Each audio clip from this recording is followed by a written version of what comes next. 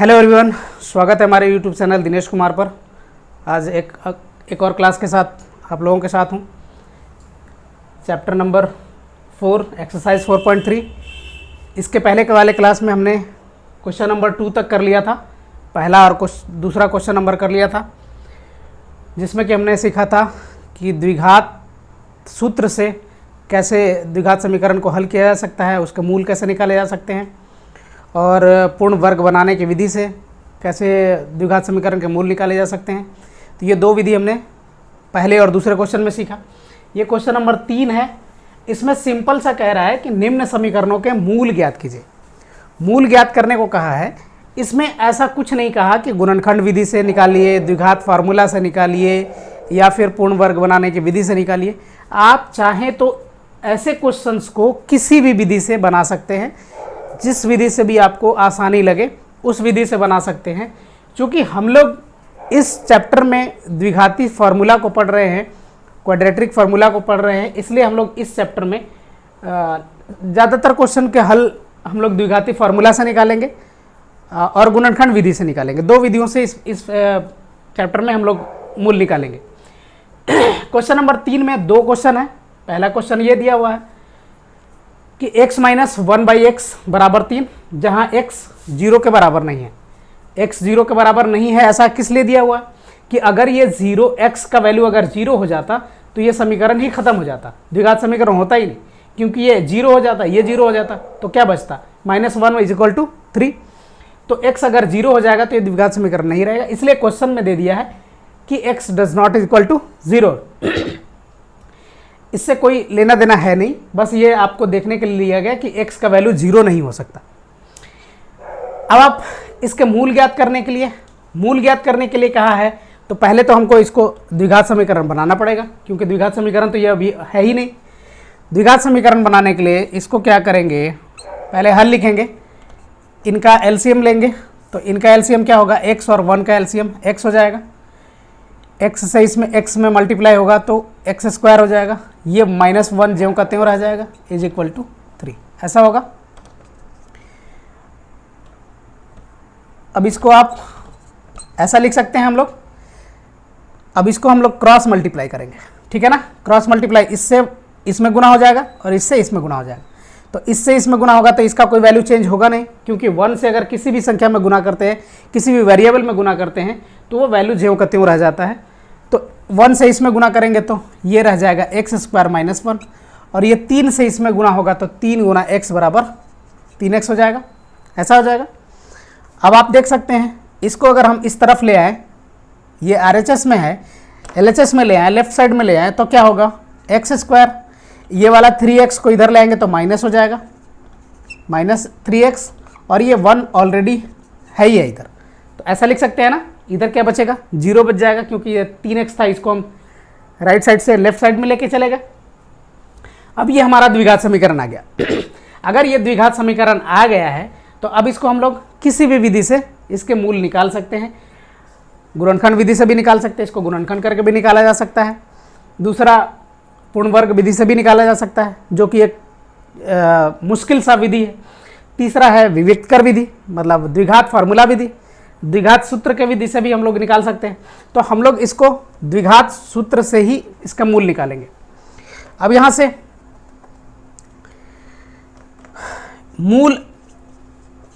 मूल बराबर क्या होगा, मूल आप इसको ऐसा भी लिख सकते हैं, मूल x बराबर, क्योंकि x के टर्म में द्विघात समीकरण है, तो आप केवल मूल भी लिख सकते हैं, मूल x भी लिख सकते हैं, कोई प्रॉब्लम नहीं है। अब मूल बराबर होता क्या है, फॉर्मूला होता है -b ± √b² - 4ac/2a। ये फॉर्मूला होता है, यही है द्विघाती सूत्र या क्वाड्रेटिक फार्मूला। क्या हुआ,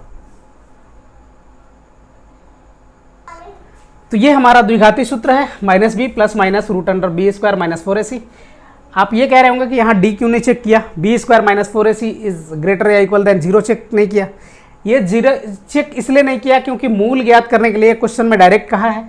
तो मूल हम अगर ये चेक किया हुआ है कि मूल वास्तविक होगा तभी हमें मूल ज्ञात करने के लिए कहा गया है, तो हम डायरेक्ट मूल ही निकालेंगे इसका। अब यहाँ से क्या लिख सकते हैं, मूल बराबर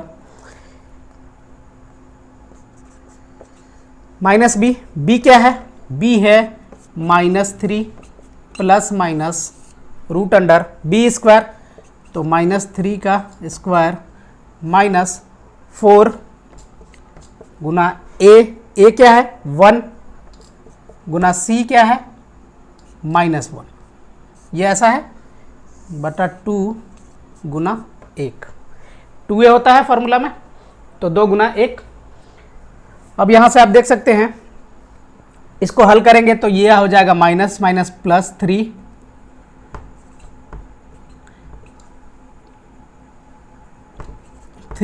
प्लस माइनस ये 3 का स्क्वायर करेंगे 9, ये माइनस गुना माइनस प्लस हो जाएगा और प्लस में 4, ऐसा होगा बटा 2। 3 प्लस माइनस 9 में से 4 गया, 9 प्लस 4 कितना होता है 13 रूट अंडर 13 बटा में 2, ऐसा हुआ। तो x का वैल्यू आ गया हमारा 3 प्लस माइनस रूट अंडर 13 बटा 2, क्योंकि ये 13 का कोई वर्गमूल निकल नहीं सकता। 13 का वर्गमूल अगर निकलता तो यहाँ से वर्गमूल निकाल लेते और इसको प्लस माइनस करके एक बार प्लस लेते, वैल्यू एक बार माइनस लेते तो कुछ निकल के आ जाता, लेकिन 13 का वर्गमूल निकल नहीं सकता, तो अब इसको हम ज़्यादा तोड़ नहीं सकते, इसलिए क्या होगा, इसलिए x बराबर होगा एक बार प्लस का वैल्यू 3 प्लस रूट अंडर 13 बटा 2 और दूसरा होगा एक बार माइनस लेंगे तो 3 माइनस रूट अंडर 13 बटा 2। x का जो हमारा वैल्यू आया यही आया x plus 3 plus root under 13 बटा 2 और 3 माइनस रूट अंडर 13 बटा 2। तो ये हमारा इस समीकरण का मूल निकल के आ गया, जो कि ये इस समीकरण को, द्विघात समीकरण को सेटिस्फाइड करेगा। आइए अब इसका क्वेश्चन नंबर 2 देखते हैं। क्वेश्चन नंबर 2 में क्या है, तो ये क्वेश्चन नंबर 3 का दूसरा क्वेश्चन है। 1/x + 4 माइनस 1/x - 7 बराबर 11 बटा 30 है। इसमें लिखा हुआ है कि x does not equal to, x किसके बराबर नहीं है, -4 और 7 के बराबर नहीं है। किस लिए नहीं है, क्योंकि अगर x बराबर -4 अगर वैल्यू होगा तो ये -4 और +4 0 हो जाएगा। ये 7 अगर x बराबर हो जाएगा तो 7 - 7 बराबर 0 हो जाएगा, तो इसलिए ये इनवैलिड हो जाएगा। तो इसलिए इसको x का वैल्यू -4 और 7 नहीं आएगा, इसके अलावा ही कोई वैल्यू आएगा। तो सबसे पहले हम लोग इसको द्विघात समीकरण बनाएंगे। द्विघात समीकरण बनाने के लिए क्या करेंगे, इनका एलसीएम लेंगे। इनका एलसीएम होगा x + 4 × x - 7। ऐसा इसलिए है क्योंकि ये हम मान के चलते हैं कि ये अभाज्य संख्या, क्योंकि ये वैल्यू हमको पता नहीं है x और x का वैल्यू क्या है, तो एग्जैक्ट मतलब ये कौन सा डिजिट है ये नहीं पता, सम है, विषम है, भाज्य है, अभाज्य है, कैसे हम इसका एलसीएम निकालेंगे। अगर जैसे मान लिया 3 और 5 का अगर एलसीएम निकालना होता है तो हम लोग क्या करते हैं, सिंपली 3 और 5 का गुना कर देते हैं 15, क्योंकि दोनों अभाज्य संख्या है। तो अभाज्य संख्या है, यहाँ भी हम लोग यही मान के चलते हैं कि ये अभाज्य संख्या है। अब इसका एलसीएम ये हो गया, इससे इसमें भाग लगाएंगे तो इससे ये कट जाएगा, ये बच जाएगा। अब ये भागफल हुआ, इस भागफल से 1 में मल्टीप्लाई होगा तो क्या हो जाएगा, x - 7 हो जाएगा। ये माइनस का साइन है, माइनस का साइन लगा दिया। अब इससे इसमें भाग लगाएंगे तो ये कट जाएगा, ये बचेगा। इससे क्या होगा, x + 4 से 1 में मल्टीप्लाई हो जाएगा, तो ये हो जाएगा x + 4 = 11 बटा 30, ऐसा होगा। इसको करेंगे x - 7, ये माइनस से इन दोनों में गुना हो जाएगा, तो -x - 4 बटा में इसको मल्टीप्लाई करेंगे। पहले x से इन दोनों में मल्टीप्लाई होगा, फिर 4 से इन दोनों में मल्टीप्लाई होगा। तो x से x में गुना करेंगे तो क्या होगा, x², फिर यहाँ प्लस है, यहाँ माइनस है तो माइनस हो जाएगा साइन। x से 7 में गुना होगा तो 7x हो जाएगा। इस 4 से x में गुना होगा, दोनों प्लस है तो प्लस का साइन लगाएंगे यहाँ। 4 × x बराबर 4x हो जाएगा। ये प्लस है, ये माइनस है, दोनों का गुना करेंगे तो माइनस साइन हो जाएगा, तो यहाँ पहले माइनस साइन लगाएंगे और 4 × 7 = 28 हो जाएगा। ये होगा 11 बटा 30, ऐसा होगा। अब आप देख सकते हैं ये +x है, ये -x है, x में से x घट जाएगा तो क्या बचेगा, 0। तो सिंपली हम लोग यहाँ ही काट देते हैं। अब आप यहाँ बचेगा क्या, यहाँ से -7 और ये -4, तो ये -11 बच जाएगा, है ना। -11 बटा इसको अगर करेंगे तो x² -7 में से 4 घट जाएगा, क्योंकि दोनों ऑपोजिट साइन में है, एक प्लस है एक माइनस है, तो 7 में से 4 घट जाएगा, क्या बचेगा -3x, ये वाला -28 बच जाएगा, सॉरी इधर का 11/30। अब आप देख सकते हैं यहाँ 11 यहाँ 11 बराबर के दोनों तरफ है, तो हम लोग सिंपली इसको काट सकते हैं, ये 11 हो गया। लेकिन यहाँ क्या बच जाएगा, यहाँ माइनस है तो -1 है, अब इससे इसमें मल्टीप्लाई हो जाएगा, यहाँ से 1 है तो इसमें मल्टीप्लाई हो जाएगा, तो इससे इसमें गुना करेंगे तो क्या बचेगा, यहाँ 1 है, 1 से इसमें गुना होगा तो सेम सब कुछ रह जाएगा, x² -3x -28 बराबर 30 में से इसमें -1 में गुना होगा, क्योंकि यहाँ माइनस साइन बचा हुआ है तो -1 में गुना होकर -30 हो जाएगा।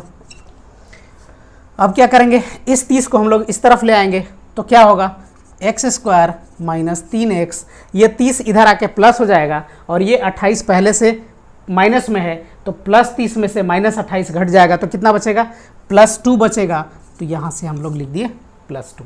ये हमारा आप द्विघात समीकरण आ गया। अब आप इसको गुणनखंड विधि से बना लीजिए या विवेककर विधि से बना लीजिए, मतलब द्विघाती सूत्र से बना लीजिए। तो हम लोग यहाँ लिखा लेंगे मूल बराबर, मूल किस में निकलेगा, x में निकलेगा, क्योंकि x के टर्म में द्विघात समीकरण है, तो मूल बराबर लिखेंगे -20 ± √b² -4ac/2। आप हमेशा भी ये जब भी मूल लिखेंगे ये फार्मूला ज़रूर लिखेंगे। फार्मूला लिखने से आपको फ़ायदा ये होगा कि पहला फ़ायदा तो ये होगा कि आपको फार्मूला बार बार याद नहीं करना पड़ेगा, ऑटोमेटिक बार बार लिखने से याद हो जाएगा।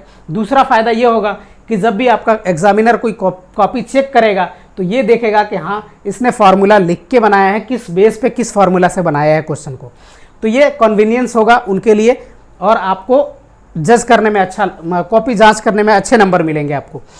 तो यहाँ से लिखेंगे x बराबर -b कितना है हमारा, -3 है, तो -3 प्लस माइनस √b² b² कितना है, -3 का स्क्वायर -4, a कितना है हमारा, a है हमारा 1 गुना c है हमारा 2, तो यहाँ से लिख दिया 2/2 गुना 1। 1 कहाँ है, x² का गुणांक जो होता है a होता है, x का गुणांक जो होता है b होता है, और जो कांस्टेंट टर्म होता है वो c होता है। x बराबर इसको करेंगे प्लस माइनस और माइनस गुणा होकर प्लस हो जाएगा, तो ये प्लस लिखते नहीं है, +3 प्लस माइनस, ये -3 का स्क्वायर करेंगे तो +9 हो जाएगा, और ये 4 दूनी 8 माइनस में हो जाएगा /2। x बराबर क्या लिखेंगे, 3 प्लस माइनस 9 में से 8 घटेगा, कितना बचेगा, 1 बच जाएगा, और 1 का वर्गमूल भी कितना होता है, 1 ही होता है। अगर इसको करेंगे 9 - 8 बराबर √1, तो 1 का वर्गमूल कितना होता है, 1 ही होता है, तो 1 का वर्गमूल हमने यहाँ 1 लिख दिया बटा में 2। अब क्या होगा, x का 2 वैल्यू होंगे, एक बार इसको प्लस लेंगे दूसरा बार माइनस लेंगे, तो यहाँ लिखेंगे यदि x बराबर 3 + 1/2, और दूसरा बार लिखेंगे x बराबर 3 - 1/2। इसको करेंगे तो x बराबर आएगा 3 × 4/2, और इसको करेंगे तो x बराबर आएगा 2/2। ये कटेगा 2 बार, इसलिए x बराबर 2 आया, और इस कटेगा 1 बार, तो x बराबर क्या आया, 1। तो x का वैल्यू क्या आया, x बराबर 2 और x बराबर 1। यही हमारा इस द्विघात समीकरण का मूल निकल के आएगा, x बराबर 2 और x बराबर 1। ये क्वेश्चन नंबर 3 कंप्लीट हुआ। अब हम लोग क्वेश्चन नंबर 4 की ओर आगे बढ़ते हैं। इसमें क्वेश्चन स्टेटमेंट के थ्रू है, जैसे हम लोग पहले रैखिक समीकरण युग में बनाते थे कि स्टेटमेंट दिया हुआ है, उससे पहले द्विघात समीकरण बनेगा, और जब द्विघात समीकरण बन जाएगा तब उसको किसी भी विधि से, गुणनखंड विधि से बना लीजिए या फिर द्विघाती सूत्र के फॉर्मूला से बना लीजिए। आप किसी भी विधि से उसको हल करके उसका मूल निकाल सकते हैं, x या y जो भी वेरिएबल है उसका वैल्यू निकाल सकते हैं।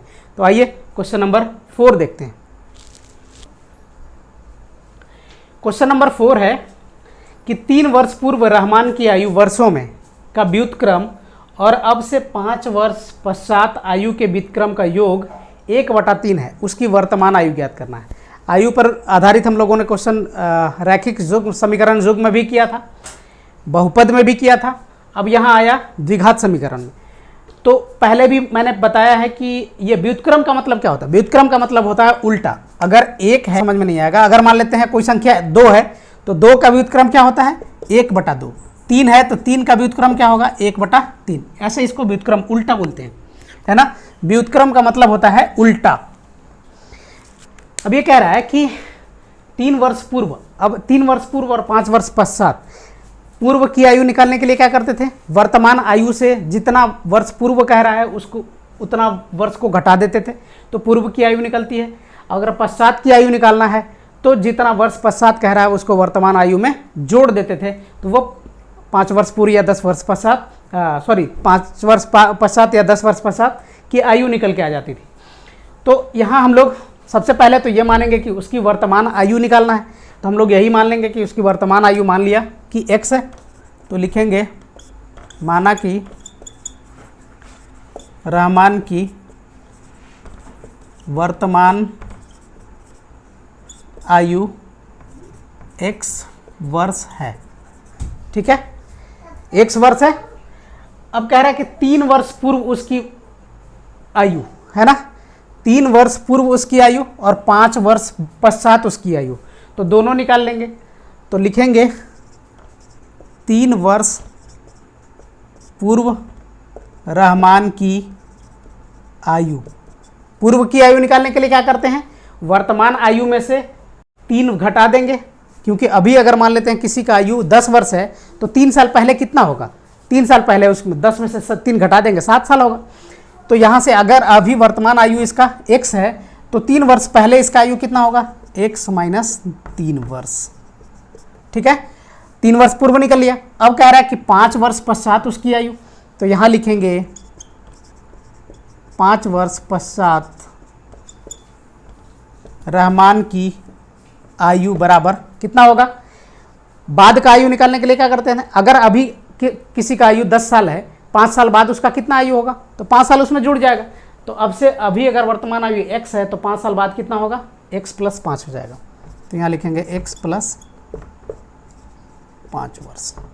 ठीक है, अब आइए स्टेटमेंट पे।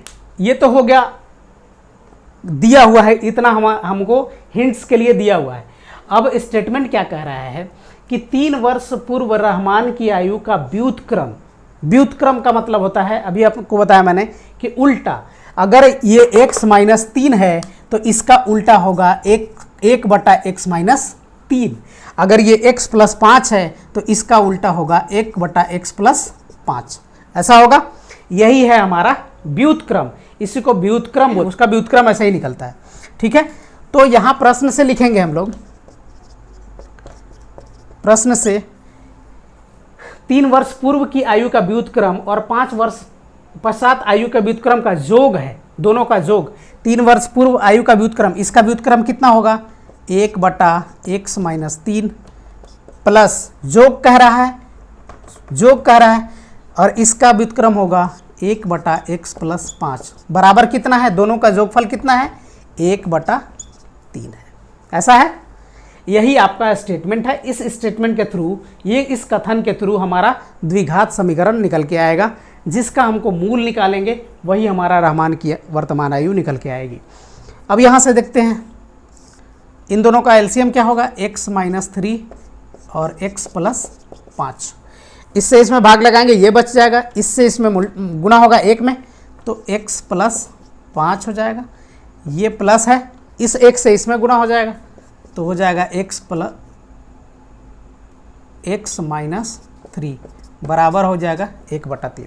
ठीक है, अब इसको अगर करें तो ये होगा x + 5 + x - 3 बटा में इसको गुणा कर देंगे, तो x से x में गुना होगा तो x², x से 5 में गुना होगा तो 5x हो जाएगा, -3 से x में गुना होगा तो -3x हो जाएगा, -3 से 5 में गुना होगा तो -15 बराबर 1/3। ऐसा हो जाएगा। अब यहाँ हम लोग लिखते हैं इसको फिर से, x और x क्या हो जाएगा 2x हो जाएगा, 5 में से 3 घट जाएगा तो 2 बच जाएगा, तो ये होगा x + x 2x हो जाएगा, 2x + 2, 5 में से 3 घटेगा तो 2 बच जाएगा। नीचे क्या होगा x², 5x में से 3x घट जाएगा तो 2x बच जाएगा, तो बटा में x² + 2x और ये होगा 15 बराबर 1/3। ठीक है, अब ये हमारा क्रॉस मल्टीप्लाई कर देंगे। क्रॉस मल्टीप्लाई करने के लिए 1 से इसमें मल्टीप्लाई होगा तो ये ज्यों का त्यों रह जाएगा। तो x² प्लस 2x माइनस 15 बराबर, इससे गुना होगा तो 3 दूना 6x प्लस 3 दूना 6, ऐसा होगा। अब इन दोनों को बराबर के इस तरफ ले आते हैं तो होगा x² plus 2x minus 15 minus 6x minus 6 बराबर 0। ये दोनों प्लस में थे, दोनों इधर आके क्या हो गए, माइनस में हो गए। अब क्या करेंगे, x², ये 6x, ये 2x, ये माइनस में है और ये प्लस में है तो माइनस का साइन लगाएंगे। 6 में से 2 घट जाएगा तो 4 बच जाएगा, 4x, और ये 15 में से ये भी माइनस है, ये भी माइनस है, तो 15 और 6 जुड़ जाएगा -21। ये हमारा आ गया द्विघात समीकरण। अब अगर द्विघात समीकरण ये आया है तो हम इसका मूल निकाल लेंगे। तो उम्मीद है यहाँ तक आप समझ गए होंगे। अब इसको हम लोग मिटाते हैं और मूल यहाँ से निकालते हैं। तो हमारा द्विघात समीकरण आया x² माइनस 4x माइनस 20।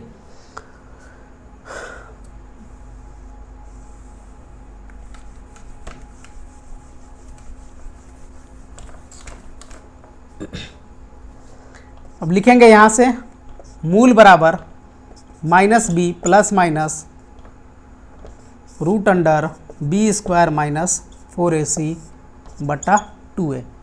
मूल कितना किस में निकलेगा, x का वैल्यू निकलेगा मूल में। अब यहाँ से देखेंगे -b कितना है, -4 प्लस माइनस √b², b कितना है -4 का स्क्वायर माइनस 4 गुना a कितना है, यहाँ एक x का गुणांक 1 है तो 1 होगा, और c है हमारा -21 बटा 2 गुना 1, ये होगा।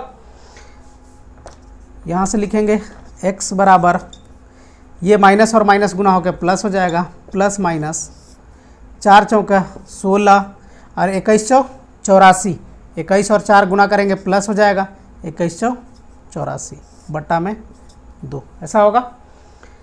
अब यहाँ से लिखेंगे x बराबर 4 प्लस माइनस 16 और 84 जोड़ेंगे तो कितना होगा, 6 4 10, 8 1 9 1 10, √100 बटा में 2। अब यहाँ से लिख सकते हैं x बराबर 4 प्लस माइनस, ये 100 का वर्गमूल कितना होता है, 100 का वर्गमूल होता है 10 बटा में 2। अब यहाँ से क्या लिखेंगे, एक बार एक प्लस वैल्यू लेंगे और एक बार माइनस वैल्यू लेंगे तो क्या होगा कि x बराबर 4 प्लस 10 बटा में 2 बराबर 14 बटा में 2 बराबर 7। तो x बराबर कितना आया, 7। दूसरा अगर करेंगे कि x बराबर 4 माइनस 10 बटा में 2, x बराबर, ये 10 में से 4 घटेगा -6 बटा 2, 2 तिया 6, x बराबर कितना आया -3। अब क्या किसी का आयु माइनस में हो सकता है, नहीं हो सकता है। तो जब इस तरह के क्वेश्चंस आते हैं कि माइनस में किसी का आयु आ जाता है या फिर कोई धनात्मक पूर्णांक का संख्या आ जाता है तो उस माइनस वाले वैल्यू को हम लोग डिस्कार्ड कर देते हैं, उसको हम लोग हटा देते, छोड़ देते हैं, और जो प्लस वैल्यू होता है उसका प्लस वैल्यू को हम लोग ले लेते हैं। तो हमारा प्लस वैल्यू आया है x बराबर 7 और x बराबर हमने माना था क्या, कि रहमान की वर्तमान आयु। तो अब हम यहाँ से लिख देंगे कि अतः, लिख देंगे अतः रहमान की वर्तमान आयु x बराबर 7 वर्ष है। ठीक है, तो ये क्वेश्चन नंबर 4 भी कंप्लीट हुआ। अब आते हैं क्वेश्चन नंबर 5 को। 5 देखते हैं, उसके बाद अगला क्वेश्चन देखेंगे। क्वेश्चन नंबर 4 कंप्लीट हुआ। अब देखते हैं क्वेश्चन नंबर 5।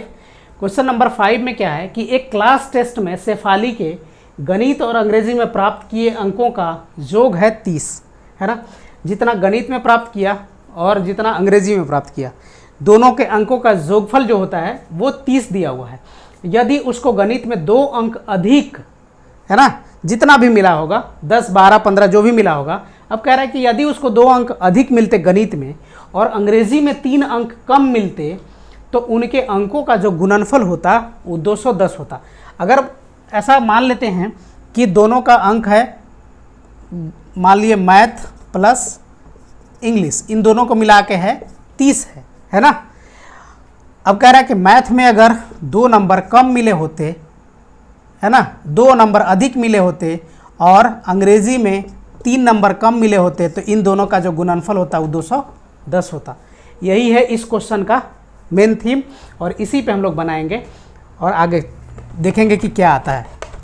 ठीक है, तो ये देखिए, मान लेते हैं, माना कि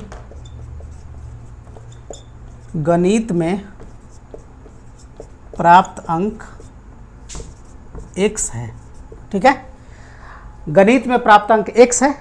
अब कह रहा है कि गणित में मैथ प्लस इंग्लिश बराबर कितना है, 30 है। दोनों को जोड़ के कितना है, 30 है। तो अब गणित में x मिल गया तो अंग्रेजी में क्या मिलेगा, 30 माइनस गणित मिल जाएगा। 30 में से गणित वाला अंक अगर हटा देंगे तो क्या मिल जाएगा, अंग्रेजी में मिल जाएगा। तो अंग्रेजी में कितना होगा, 30 माइनस x लिख सकते हैं ना। तो यहाँ लिखेंगे हम लोग, इसलिए अंग्रेजी में प्राप्त अंक बराबर कितना होगा, 30 माइनस x, ऐसा लिख सकते हैं ना। अब देखिए, अब यहाँ आता है स्टेटमेंट। स्टेटमेंट क्या आता है, लिखेंगे प्रश्न से कि यदि उसको गणित में 2 अंक अधिक मिलते, गणित में मिला कितना है, x मिला है, और अगर 2 अंक अधिक मिलते तो लिख देंगे x प्लस 2, ऐसा लिख दिया। अगर इतना मिलता और अंग्रेजी में 3 अंक कम मिले होते, अंग्रेजी में कितना मिला है, 30 माइनस x, इसमें से भी 3 अंक और कम मिलते, मतलब 3 अंक और घटा देंगे तो 30 माइनस x माइनस 3, ऐसा होगा। तो उनके अंकों का गुणनफल 210 होता। इसका और इसका गुणनफल जो होगा वो कितना होता, 210। यही हमारा स्टेटमेंट है और इसी स्टेटमेंट से हमको द्विघात समीकरण मिलेगा। जैसे जैसे क्वेश्चन में कहते जाता है, आप क्वेश्चन के अकॉर्डिंग उसी तरह से लिखते चले जाएंगे, आपका स्टेटमेंट एकदम फिट बैठेगा, आपका समीकरण मिल जाएगा। अब यहाँ देखिए, 2 अंक गणित में अधिक मिलते हैं x से और 3 अंक अंग्रेजी में कम मिलते, तो इन दोनों का जो गुणनफल होता है वो कितना होता, 210 होता। अब आप देख सकते हैं x प्लस 2 और इसको अगर करेंगे तो 30 माइनस x माइनस 3, तो 30 में से 3 घट जाएगा तो कितना बचेगा, 27 माइनस x बराबर हो जाएगा 210, ऐसा हो जाएगा। अब इनको मल्टीप्लाई कर देंगे, x से 27 में गुना होगा तो हो जाएगा 27x, x से माइनस x में गुना होगा तो ये हो जाएगा माइनस एक्स स्क्वायर, ये प्लस 2 27 से गुना होगा तो ये हो जाएगा 54, और ये प्लस माइनस माइनस हो जाएगा, 2 से माइनस एक्स में गुना होगा तो माइनस 2x बराबर हो जाएगा हमारा 210, ऐसा होगा। अब इस 210 को इधर ले आएँ तो पहले हम अरेंज करते हैं, हायर पावर से लिखते हैं हम लोग, तो कितना करेंगे, minus x square 27x minus 2x, 27 में से 2 घट जाएगा क्योंकि ये प्लस है और ये माइनस है, तो 27 में से 2 घट जाएगा तो बच जाएगा 25x, ये 54। अब ये 210 इधर आ जाएगा, तो 210 में से अगर 54 घट जाएगा क्योंकि ये इधर आके माइनस हो जाएगा, ये प्लस है, तो 210 में से 54 घटा देंगे तो क्या होगा, ये माइनस है ये प्लस है, तो 10 में से 4 गया 6 और ये हो जाएगा 10 में से 5 गया 5, 156, ऐसा होगा, यही होगा ना, 156 बच जाएगा। तो ये इधर आके माइनस हो जाएगा 156 बराबर 0, ऐसा हो जाएगा। अब यहाँ से हम इसको और अरेंज करेंगे तो यहाँ से माइनस कॉमन कर लेंगे, माइनस कॉमन करके दूसरे साइड कर लेंगे तो माइनस ख़त्म हो जाएगा, तो यहाँ से अगर माइनस कॉमन कर लें तो ये बच जाएगा एक्स स्क्वायर, ये वाला माइनस हो जाएगा 25x और ये हो जाएगा 156 प्लस में बराबर 0, होता है ना। ऐसे यहाँ से माइनस कॉमन किया तो ये माइनस कॉमन निकाल लिया तो प्लस बच जाएगा, यहाँ से माइनस कॉमन निकाला तो माइनस बच जाएगा, यहाँ से माइनस कॉमन निकाल लिया तो प्लस बच जाएगा, और इस माइनस जो कॉमन निकाला उसको दूसरे साइड कर लिया तो 0, वो 0 के बराबर हो जाएगा। तो हमारा इन सब का साइन चेंज हो जाएगा। अब आप देख लीजिए, ये हमारा द्विघात समीकरण मिल गया। अब इस द्विघात समीकरण से हमको मूल निकाल लेंगे, इसका मूल निकालेंगे क्या, मूल x बराबर minus B plus minus root under B square minus 4ac बटा 2a, ऐसा होगा। तो यहाँ से लिखेंगे x बराबर b कितना है, -25 है, तो ये -25 plus minus root under B square, तो -25 का स्क्वायर माइनस 4 गुना 1, ए कितना है, 1 है, गुना है 156 बटा में 2, 2 गुना 1। अब इसको लिखेंगे x बराबर, ये माइनस गुना माइनस प्लस हो जाएगा 25 प्लस माइनस 25 का स्क्वायर कितना होता है, 25 का स्क्वायर करेंगे तो 25 25 हम 625 होता है। इसको अगर गुना करेंगे 4 छक 24, 4 पचे 20, 2 22, 4 एकम 4 और 2 624 बटा में हो गया 2, ऐसा हो जाएगा। इसको करेंगे x बराबर 25 प्लस माइनस 625 में से 624 घट जाएगा, कितना बचेगा, 1 बच जाएगा, और 1 का वर्गमूल कितना होता है, 1 होता है, बटा में 2 हो जाएगा। अब यहाँ आ गया हमारा x का जो वैल्यू आना था वो आ गया। एक बार प्लस लेंगे तो वैल्यू क्या आएगा, और एक दूसरा बार माइनस लेंगे तो क्या वैल्यू आएगा। तो लिखेंगे x बराबर 25 प्लस 1 बटा 2, और दूसरा वैल्यू होगा x बराबर 25 माइनस 1 बटा 2। इसको लिखेंगे x बराबर 26 बटा 2, 13 दूना 26, x बराबर आ गया 13, और दूसरा आ गया x बराबर 24 बटा 2, 12, x बराबर आ गया 12। अब x बराबर 2 वैल्यू आए हैं, x के 2 वैल्यू आए 13 और 12। हमने x माना क्या है, गणित में प्राप्त अंक कितना है, x है। अब अगर गणित में प्राप्त अंक x है, अब x के 2 वैल्यू आए हैं, ये दोनों वैल्यू हो सकते हैं। कैसे हो सकते हैं, अगर गणित में 13 आता है तो अंग्रेजी में कितना आएगा, 30 माइनस 13। तो यहाँ से हम लोग फिर से लिख लेंगे इधर मिटा के कि यदि गणित में x बराबर 13 अंक, तो अंग्रेजी में कितना मिलेगा, अंग्रेजी में कितना होगा, 30 माइनस 13 बराबर 17 अंक। और इधर लिख लेंगे, और यदि गणित में x बराबर 12 अंक, तो अंग्रेजी में कितना होगा, 30 माइनस 12 बराबर 18 अंक।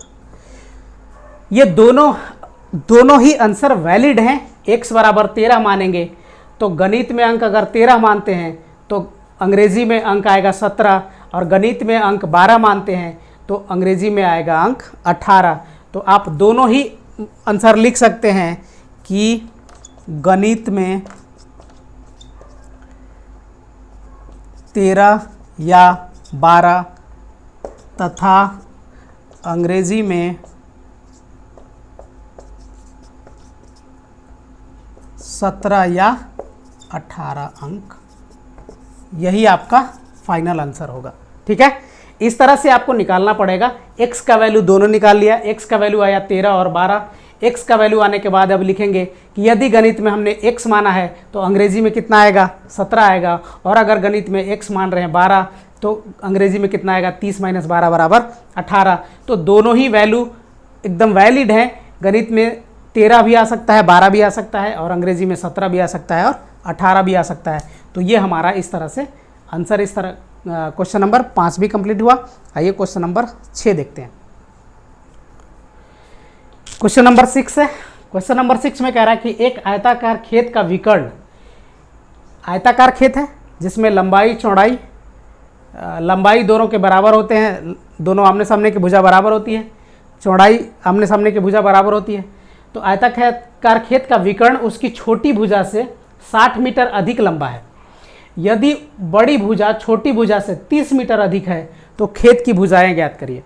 एक आयताकार खेत का लंबाई वो खेत का विकर्ण दिया हुआ है जो कि छोटी भुजा से 60 मीटर लंबी है, और जो बड़ी भुजा है वो छोटी भुजा से 30 मीटर अधिक लंबी है। तो इस खेत की, आयताकार खेत की भुजा ज्ञात करना, मतलब लंबाई और चौड़ाई ज्ञात करना है।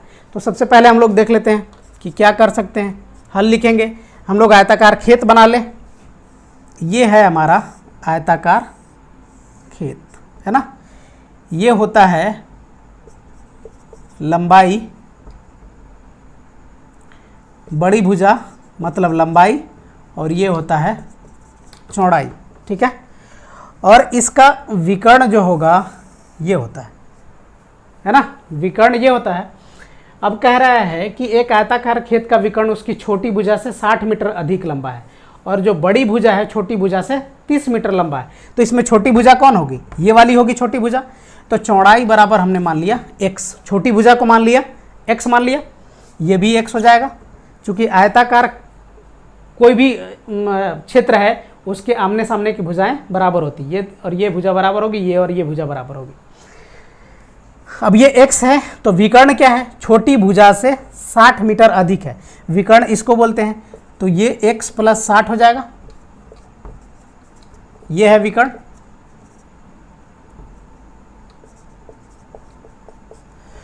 और जो बड़ी भुजा है, बड़ी भुजा का मतलब यहाँ है लंबाई से, तो बड़ी भुजा जो है छोटी भुजा से 30 मीटर अधिक लंबी है, तो ये है x प्लस 30 मीटर। अब ये x मीटर, ये x प्लस 30 मीटर, ये x प्लस 60 मीटर। अब हमको निकालना क्या है? ये भुजा और ये भुजा, x निकालना है और x प्लस 30 निकालना है, ठीक है। तो हम लोग यहाँ माने क्या? जो माना है वही लिख लेते हैं। तो लिख लेंगे यहाँ, माना कि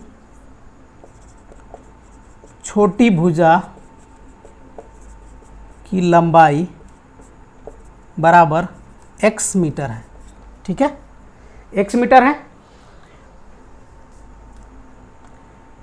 विकर्ण कितना हो जाएगा? विकर्ण है x प्लस 60 मीटर, और बड़ी भुजा बराबर है x प्लस 30 मीटर, यही है ना।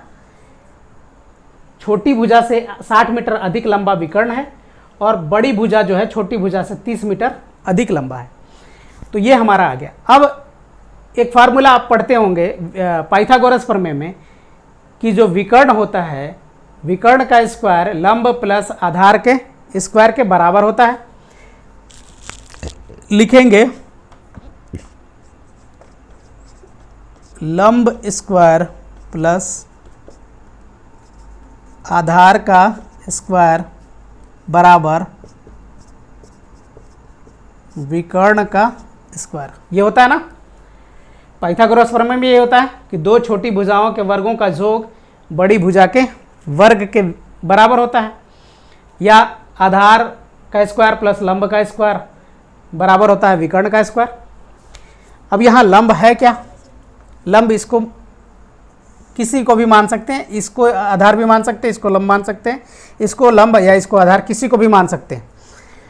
इसको हमने मान लिया लंब, तो ये हो जाएगा एक्स स्क्वायर प्लस आधार कितना होगा? x प्लस 3, x प्लस 30 का स्क्वायर बराबर विकर्ण कितना है? x प्लस 60 का स्क्वायर, ऐसा हो जाएगा। ये हो गया एक्स स्क्वायर प्लस, इसको a प्लस बी को होल स्क्वायर पर तोड़ेंगे, इसको भी एक a प्लस बी को होल स्क्वायर पर तोड़ेंगे, तो ये होता है x square plus 2ab plus B square मतलब 30 का स्क्वायर बराबर, ये भी उसी पे टूटेगा, एक्स स्क्वायर a स्क्वायर हो जाएगा plus 2ab plus B square 60 का स्क्वायर हो जाएगा, होगा ऐसा। अब ये लिखिए x square plus x square कितना होगा? 2x स्क्वायर हो जाएगा प्लस 30 दूना 60x हो जाएगा प्लस 30 का स्क्वायर करेंगे तो कितना होगा? 30 गुना 30 करते हैं तो 3 तरीके 900 हो जाता है, ठीक है। तो ये हो गया हमारा 900 बराबर, इसको लिखेंगे एक्स स्क्वायर प्लस 60 दूना 120x प्लस 6 गुना 6 करेंगे 60 गुना 60 करेंगे तो ये आता है हमारा 3600, ठीक है। अब ये आ गया 3600, इसको अरेंज करेंगे, सबको इधर लेके आ जाएंगे तो क्या होगा? ये होगा 2x square plus 60x plus 900, ये इधर ले आ जाएगा तो एक्स स्क्वायर माइनस में माइनस 120x माइनस 3600 बराबर क्या होगा 0, क्योंकि इधर तो कुछ बचा ही नहीं, सबको हमने राइट साइड से लेफ्ट साइड में ले आए। अब इसको क्या करेंगे, 2x स्क्वायर में से x स्क्वायर घट जाएगा, चूँकि ये प्लस है और ये माइनस है तो बच जाएगा x स्क्वायर।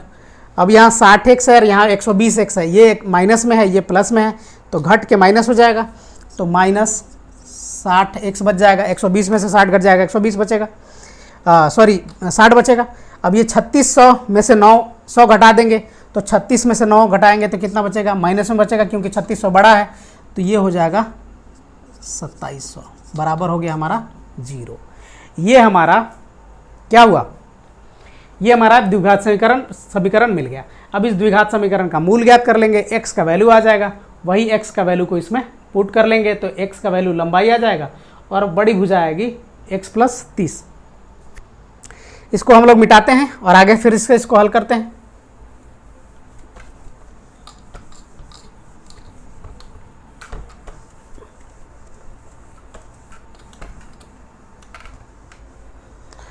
इस समीकरण को हम ऊपर लिख लेते हैं, x square minus 60x minus 2700 बराबर 0, ऐसा होगा। अब इसके मूल निकाल लेंगे, मूल किसके टर्म में आएगा, x के टर्म में आएगा, तो लिखेंगे minus b plus minus root under b square minus 4ac बटा में 2a, ऐसा हो सकता है। x बराबर लिखेंगे b कितना है, minus 60 plus minus b square, तो माइनस 60 का स्क्वायर माइनस 4 गुने 1 a है 1 और c है हमारा माइनस 2700 बटा में 2 गुना 1 होगा। x बराबर क्या आएगा, अब इसको प्लस माइनस और माइनस क्या होगा, प्लस 60 हो जाएगा, प्लस माइनस रूट अंडर 60 का स्क्वायर करेंगे तो 3600 हो जाएगा, 6 छक 36, ये हो जाएगा 3600। ये क्या होगा, माइनस और माइनस गुणा होकर प्लस हो जाएगा, और 2700 का कितना होता है, 27 गुने 4 करेंगे तो 4 सत्ते 28, 4 दूने 8 और 2 10, इतना हो जाएगा 10,800, तो ये प्लस 10,800 हो गया, बटा में बच जाएगा 2। x बराबर आ गया 60 प्लस माइनस 3600 और 10,800, कितना हो जाएगा ये, 0 का 0, 0 का 0, 8 6 14 का 4, 3 और 1 4, 1 रूट अंडर 100, ऐसा होगा। अब 144 का वर्गमूल जानते हैं आप लोग कि 144 का जो वर्गमूल होता है ये होता है 12, और जब 2 जीरो है तो 2 जीरो के बराबर हम लोग क्या लिखते हैं, ये 2 जीरो है तो 1 जीरो वर्गमूल से बाहर निकाल लेते हैं, तो हमारा वर्गमूल इसका कितना हो जाएगा, 120 हो जाएगा। तो यहाँ लिखेंगे x बराबर 60 प्लस माइनस 120 बटा में 2, ठीक है। ये 120 कहाँ से आया, 14,400 का वर्गमूल जो होता है 120 के बराबर आएगा, इसलिए इसका वर्गमूल निकाल के हमने 120 लिख दिया। अब यहाँ देखिए 2 वैल्यू आएंगे, एक तो प्लस में आएगा एक माइनस में आएगा, एक बार इसको प्लस लेंगे एक बार माइनस, तो x बराबर 60 प्लस 120 बटा 2, इसको करेंगे 60 और 120 जोड़ेंगे तो कितना होगा, 180 बटा 2, 2 9 18, x बराबर कितना आ गया 90।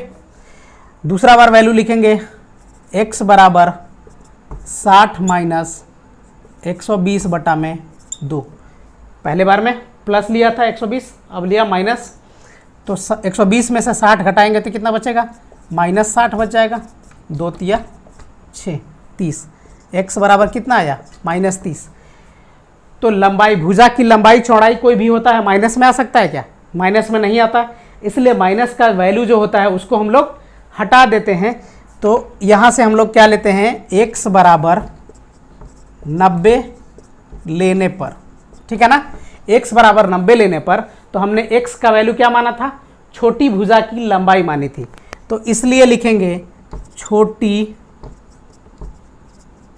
भुजा की लंबाई बराबर कितना होता है, x बराबर 90 मीटर और बड़ी भुजा की लंबाई बराबर कितनी थी, बड़ी भुजा की लंबाई छोटी भुजा से 30 मीटर अधिक थी, तो ये x प्लस 30 था, तो यहाँ लिखेंगे 90 प्लस 30 बराबर 120 मीटर। ठीक है, चूंकि विकर्ण की लंबाई उसने पूछा नहीं था, यहाँ क्या लिखा था, खेत की भुजाएं ज्ञात करिए। विकर्ण की लंबाई हमसे नहीं पूछा है, खेत की भुजा लंबाई और चौड़ाई पूछा है, तो छोटी भुजा की लंबाई यहाँ गया 90 मीटर और बड़ी भुजा की लंबाई आ गया 120 मीटर। तो इस तरह से ये हमारा आयताकार खेत का जो भुजा था वो लंबाई और चौड़ाई दोनों आ गया। अब हम क्वेश्चन नंबर 6 कंप्लीट हुआ यहाँ। अब आज का क्लास हम लोग यहीं ख़त्म करते हैं।